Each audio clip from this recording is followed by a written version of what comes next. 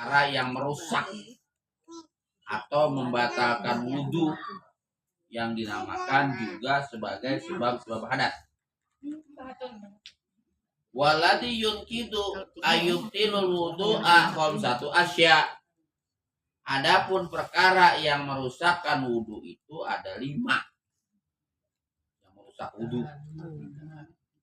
Ahaduha, yang pertama, ma kharaja min ahadis sabilain.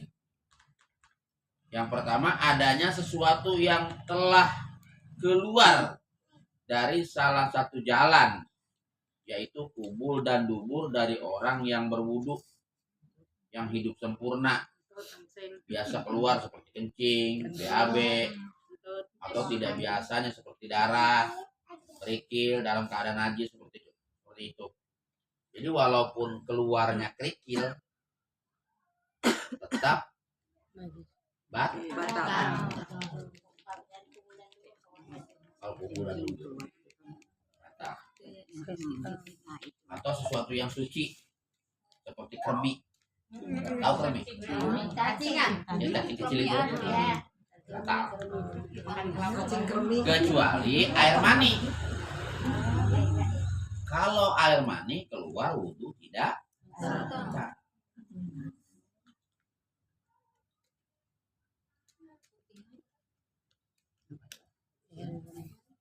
Air mani yang keluar bagi orang yang mempunyai wudhu sebab mimpi. Ini kan pikir ya, sebenarnya tapi kalau perempuan kan suka keputihan. Kalau keputihan najis. Keputihan? Ya. Oh, dia keputihan najis. Kan makannya tuh katanya ada yang suka bilang enggak. nempel kan, orang-orang kadang sholat tuh masih tetap pakai celana dalam gitu kemana-mana gitu. Enggak boleh. Ya justru makanya kalau rata-rata orang saya nih kalau mau sholat tuh ganti celana. Enggak, mending nggak usah pakai celana dalam sekalian gitu. Kalau bini saya emang kagak pernah, Tuh, keputihannya kagak kan betah tuh. kan mau celana. Dia punya kancut, saya juga kancut kan.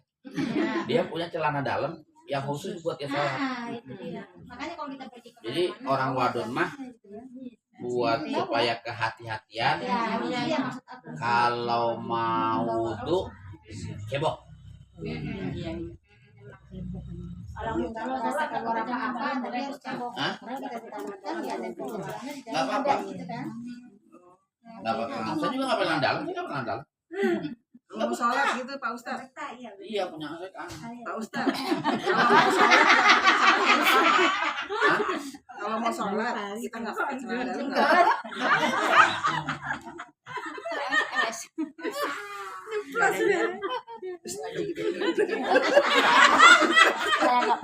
Apalah gunanya kita pakai celana dalam, tapi nggak pakai kain. Kan yang wajib sholat itu menutup aurat. Celana dalam menutup aurat apa enggak? Orang cuplik gitu doang. Nggak pakai sarung. Jadi orang dipakai orang apa sih nggak pernah pakai. Jadi kayak begitu doang. Dijelasin lagi. Kita lagi diri cuma pakai la ilaha illallah.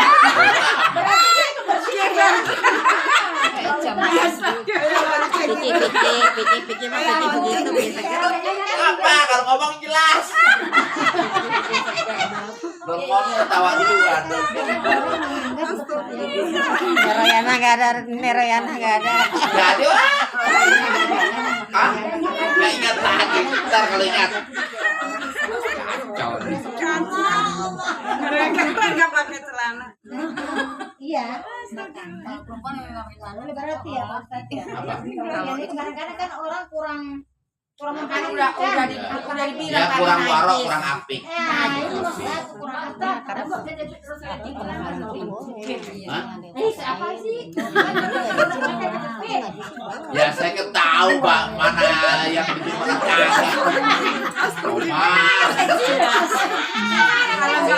Yang jangan mikir minum saya.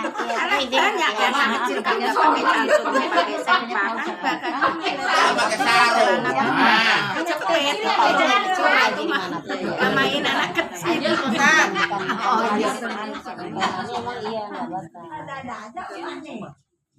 Ya benar, kan bertanya benar. Iya. Gimana gitu? Kan ragu. Iya betul, ragu kan tanya. Kan nggak tahu. Makanya kirain Iya. ada tidak pakai, makanya tanyain. Saya kalau pakai itu kolor, saya nggak pakai celana dalam, nggak betah. Kolor ya. Ada kolor. Kolor hijau. Jadi pergerakan sempit. Kalau hijau. Nah, jadi wudhu sebelum mimpi dalam posisi duduk. Yang kedua, pantatnya tidak berubah dari tempat semula. Jika demikian, maka tidak membatalkan wudhu. Tetapi yang menjadi sulit bila wudhu itu rusak, wudhu batal. Sebab keluarnya sesuatu dari dua panci karena panci. Kalau bersamaan. Wasani yang kedua yaitu tidur dalam posisi tidak menetap pantatnya pada bumi, pada lantai. Nah, ini udah mengangkat nih pantatnya. Pokoknya bukan lagi punya wudhu. Kan ngaji begini nih. Ngaji kan? Buyang yang ngajar ngaji nih. Mama Julia kan emang orangnya pelor nih. Pelor. Orang aja orang ngaji, atu nungguin giliran dia. Belum batal nih. Belum batal. Karena dia masih denger orang ngomong. Udah begini. Udah pantat ngangkat. Udah Qurannya disuruh orang yang punya wudhu megang, dia berangkat ke kamar. Jadi asal dari tempat duduk udah bergerak batal. Iya. Pulas gitu.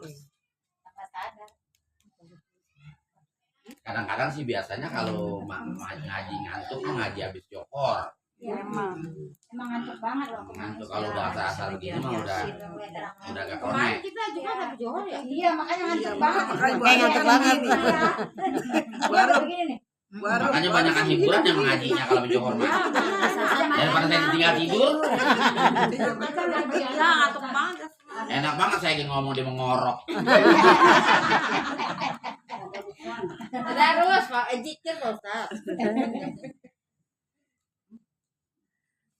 Jadi kalau tidur tidak menetap itu Batal.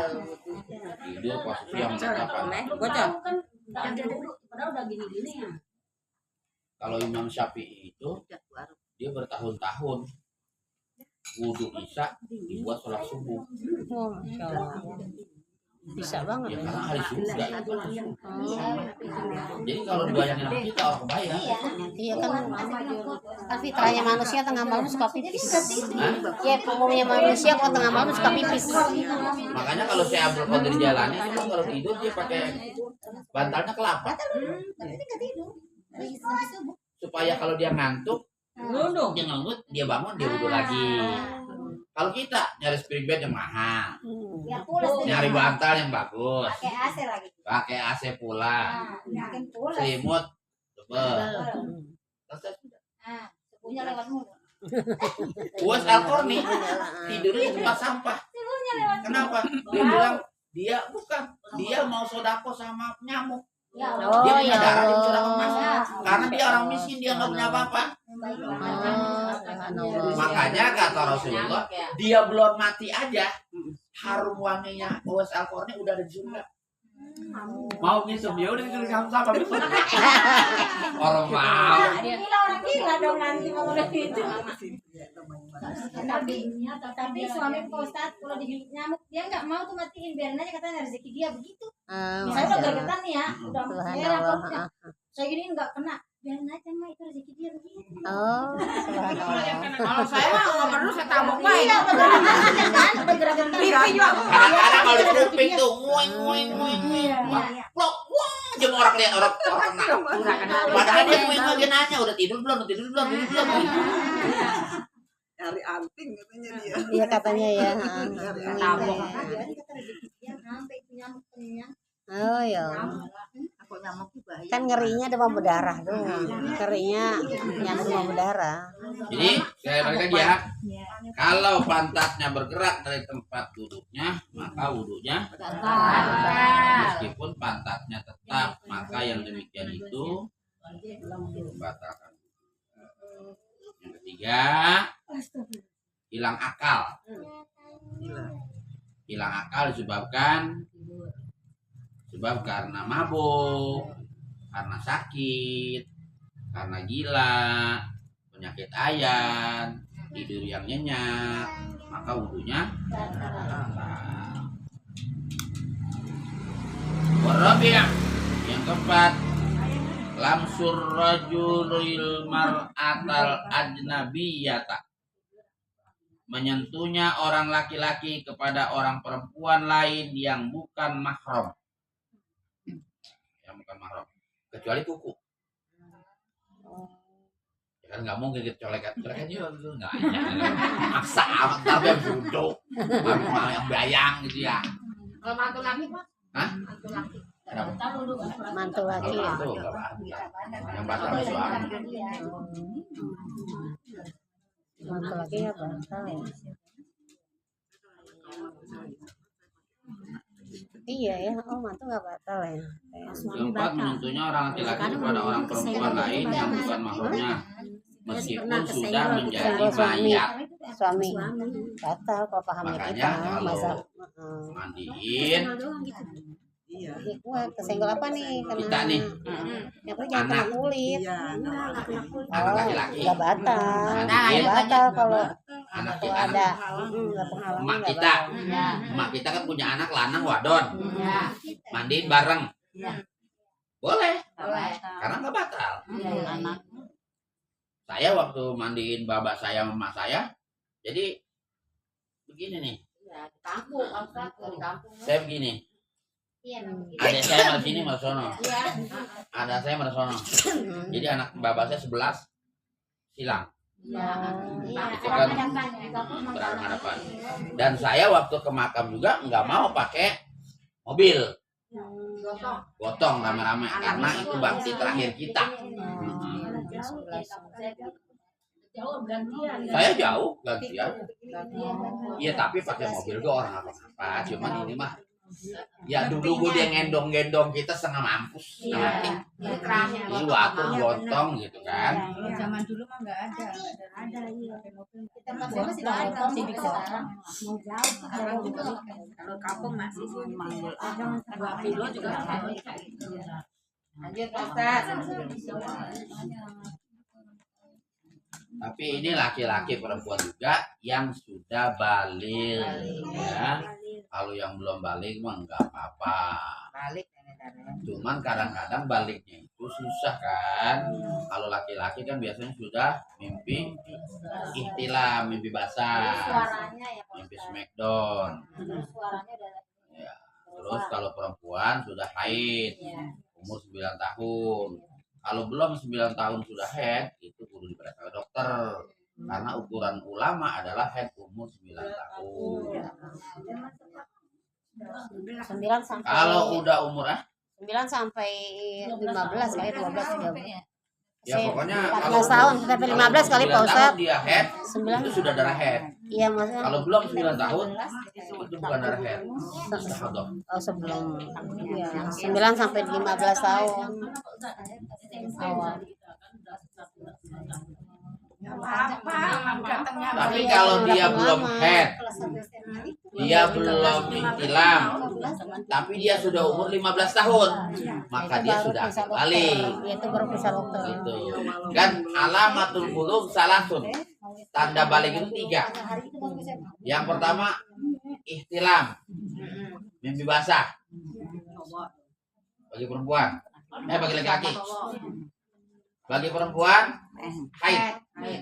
Dia sudah haid. Nah, dia haid enggak? Mimpi basah belum, laki-laki. Tapi dia sudah komsa asyara sanatan. Sudah umur 15 tahun, maka dia sudah dibukukan balik. Makanya kalau yayasan di saya, yayasan Pundi Yatim di saya, itu ada database-nya. Jadi kalau udah 15 tahun merah dia di komputer. Di komputer udah merah. Karena udah bukan yatim lagi. Dan kalaupun kita santuni dia doa apa, kita sudah tidak. Batasnya 15 ya, Pak? Ya pokoknya paling gampang batas umur dah. 15 tahun. Kalau udah 15 tahun kan kita usap kepalanya udah nggak boleh, udah haram, bukan mahram kita. Mahram, iya.